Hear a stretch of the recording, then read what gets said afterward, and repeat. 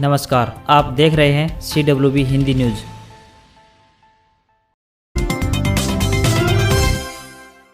किसानों और पुलिस के बीच 28 अगस्त को हुई झड़प के विरोध में करनाल की अनाज मंडी में किसानों की महापंचायत हुई। महापंचायत के बीच में ही प्रशासन ने 11 किसान नेताओं की कमेटी को बातचीत करने के लिए जिला लघु सचिवालय में बुलाया था। इस कमेटी में किसान नेता राकेश टिकैत, जोगेंद्र उग्राहा, विकास सीसर, दर्शनपाल चढ़ोनी, योगेंद्र यादव, राज्यवाल दल्लेवाल, रामपाल चहल, इंद्रजीत कामरेड आदि शामिल हुए थे, परंतु यह वार्ता विफल हो गई। किसान नेता 28 अगस्त को करनाल में किसानों का सिर फोड़ने के आदेश लेने वाले तत्कालीन SDM आयुष सिन्हा को सस्पेंड कर कार्रवाई की मांग पर अड़े थे। अफसरों ने इस बात को मानने से इनकार कर दिया। टोक्यो ओलंपिक में देश को गोल्ड दिलाने वाली नीरज चोपड़ा ने इतिहास रच दिया है। 121 साल के ओलंपिक इतिहास में पहली बार भारत को ट्रैक एंड फील्ड इवेंट में मेडल मिला है। यही कारण है कि आज हर जगह देश में गोल्डन बॉय की चर्चा हो रही है। आए दिन उनके इंटरव्यू हो रहे हैं, हर कोई उनके बारे में ज्यादा से ज्यादा जानना चाह रहा है। अब चर्चाएं हैं कि नीरज चोपड़ा BCCI प्रमुख सौरव गांगुली और पूर्व क्रिकेटर वीरेंद्र सहवाग की तरह अमिताभ बच्चन के क्विज शो में बतौर मेहमान बनकर जाएंगे। वहीं इंडिया फोरम वेबसाइट के अनुसार देश को गोल्ड दिलाने वाले नीरज चोपड़ा अमिताभ बच्चन के होस्ट किए जाने वाले क्विज शो कौन बनेगा करोड़पति सीजन 13 का हिस्सा होंगे।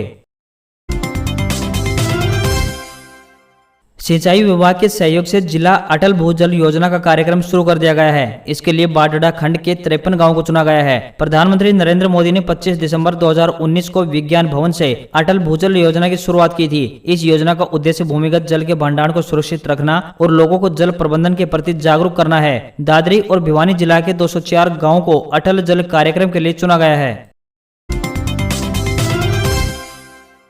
विलुप्त होने के कगार पर महाभारत काल की सुरंग लाक्षागृह से बचकर यहीं से निकले थे पांडव। कलायत स्थित श्री कपिल मुनि तट पर स्थित शमशान भूमि में प्राचीन काल से जुड़ी धरोहर सुरंग विलुप्त होने के कगार पर पहुंच रही है। इसका अधिकांश हिस्सा खंडहर में तब्दील हो चुका है, जबकि अन्य स्थान पर जाने का जरिए माने जाने वाले मुहाने बंद हो चुके हैं। छोटी ईंटों से निर्मित यह सुरंग प्राचीन कला का बेजोड़ नमूना है। माना यह भी जाता है कि ये सुरंगें महाभारत काल से संबंध रखती हैं। इसी के माध्यम से पांडवों और स्वयं को माता कुंती सहित लाक्षागृह की घटना के शिकार होने से बचाया था। बावजूद इसके महाभारत समकालीन सुरंगों का अस्तित्व समाप्त होने के कगार पर है। इन सुरंगों को विकसित करने की मांग निरंतर उठती रही है, लेकिन विडंबना की बात है कि हरियाणा सरकार इस ओर कोई ध्यान नहीं दे रही है।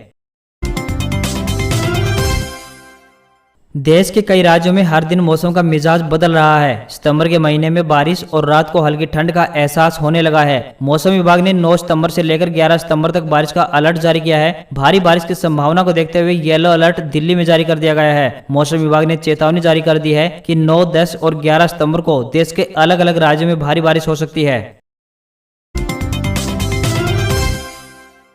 2009 में अधीक्षक के पद से सेवानिवृत्त हुए वीरेंद्र सिंह यादव ने 2010 में खेती को अपना व्यवसाय बना लिया। रासायनिक खादों को छोड़ने के लिए उन्होंने खेती करने से पहले स्वयं केचुआ खाद बनाने का प्रशिक्षण प्राप्त किया और फिर उसी खाद का प्रयोग कर जैविक खेती करते हुए फसलों की पैदावार 1.5 गुना तक बढ़ाकर खेती के व्यवसाय में मुनाफा कमाना शुरू कर दिया। गाँव गाजी गोपालपुर के प्रगतिशील किसान वीरेंद्र सिंह यादव ने अब दूसरे किसानों के लिए मिसाल बन गए हैं। वीरेंद्र यादव ने बताया कि वह 6 एकड़ जमीन पर खेती करते हैं। केचुआ खाद का प्रयोग कर किसान कम लागत पर अधिक मुनाफा कमा सकते हैं। खरीफ सीजन के दौरान बाजरा, देसी सब्जी और आधा एकड़ में मूंग व हरे चारे की खेती करते हैं। इसके अलावा वे मौसम के अनुसार आम, अमरूद, जामुन, चीकू, पपीता, नींबू, किन्नू, संतरा, गाजर, मूली, मटर, घिया, टमाटर, बैंगन, पत्ता गोभी इत्यादि की फसल भी करते हैं। सभी फसलों में अपनी बनाई केंचुआ खाद का प्रयोग करते हैं। गाय व भैंस के गोबर से केंचुआ खाद तैयार करते हैं। पंजाब एवं हरियाणा हाईकोर्ट ने 60 JBT शिक्षकों को राहत देते हुए उनके खिलाफ FIR दर्ज करवाने के सरकार के आदेश पर 10 सितंबर तक रोक लगा दी है। हाईकोर्ट के जस्टिस GS संधावालिया ने यह आदेश अनुज व अन्य सरकार के आदेश को चुनौती देने वाली याचिका पर सुनवाई करते हुए दिया। इसी के साथ हाईकोर्ट ने सरकार को नोटिस जारी कर जवाब तलब किया है। हरियाणा में JBT शिक्षक भर्ती से जुड़ा यह मामला भूपेंद्र सिंह हुड्डा की सरकार में की गई भर्ती से संबंधित है। उस समय नियुक्त हुए JBT में से 60 शिक्षकों की भौतिक सत्यापन रिपोर्ट संदिग्ध पाई गई है। ऐसे में शिक्षा विभाग के निदेशक मौलिक शिक्षा विभाग ने संबंधित जिले के जिला मौलिक शिक्षा अधिकारियों को जिले में तैनात उक्त शिक्षकों पर आपराधिक केस दर्ज कराने के निर्देश दिए हैं।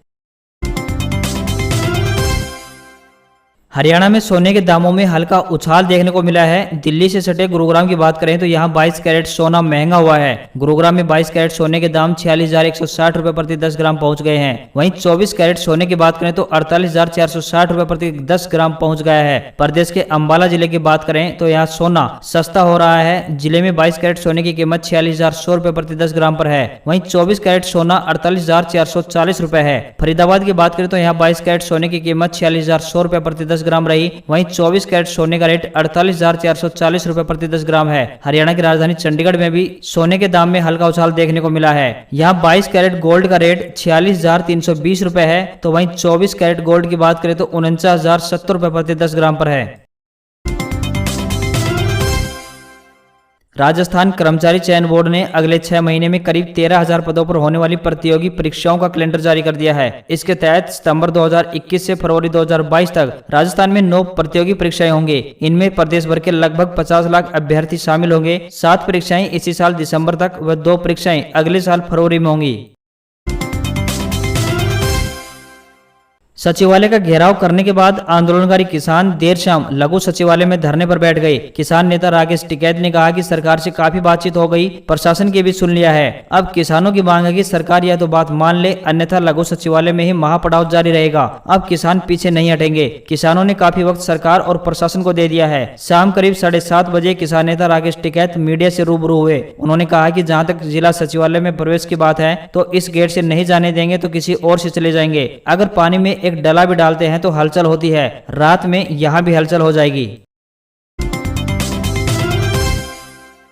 अगर आपने 8वीं या 10वीं पास कर लिया है और सरकारी विभाग में नौकरी की तलाश कर रहे हैं तो आपके पास इंटरव्यू या फिर टेस्ट के आधार पर नौकरी पाने का एक शानदार मौका है। कार्यालय जिला एवं सत्र न्यायाधीश जालंधर ने चपरासी समेत कई पदों पर भर्ती के लिए योग्य उम्मीदवारों से ऑफलाइन आवेदन के लिए नोटिस जारी किया है। जो कैंडिडेट्स इन पदों के लिए आवेदन करना चाहते हैं वो 21/9/2021 तक आवेदन कर सकते हैं।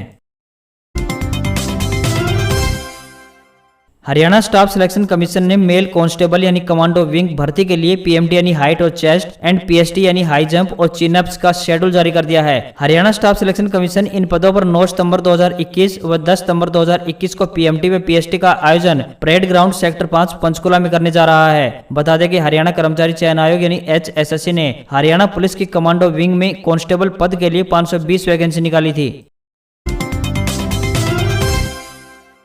अगर आपने 10वीं पास कर लिया है और हरियाणा सरकारी विभाग में ड्राइवर की नौकरी की तलाश कर रहे हैं तो आपके पास इंटरव्यू या टेस्ट के आधार पर नौकरी पाने का एक शानदार मौका है। राष्ट्रीय स्वास्थ्य मिशन के तहत सिरसा में एम्बुलेंस ड्राइवर के पदों पर भर्ती के लिए योग्य उम्मीदवारों से ऑफलाइन आवेदन के लिए नोटिस जारी किया गया है। उम्मीदवार की योग्यता 10वीं पास होनी चाहिए। इन पदों के लिए 17/9/2021 तक आवेदन कर सकते हैं। आजादी की 75वीं वर्षगांठ को लेकर मनाए जा रहे आजादी के अमृत महोत्सव व फिट इंडिया फ्रीडम कार्यक्रम के दौरान नेहरू युवा केंद्र की ओर से ग्राम सातरोड हिसार में इस कार्यक्रम का आयोजन किया गया। इसके अंतर्गत गांव की लड़कियों ने दौड़ प्रतियोगिता में भाग लिया व लोगों को आजादी का महत्व भी समझाया। इस कार्यक्रम में श्री नरेंद्र यादव, नरेश जी, सुदेश शर्मा व सोनिया आदि का सहयोग रहा।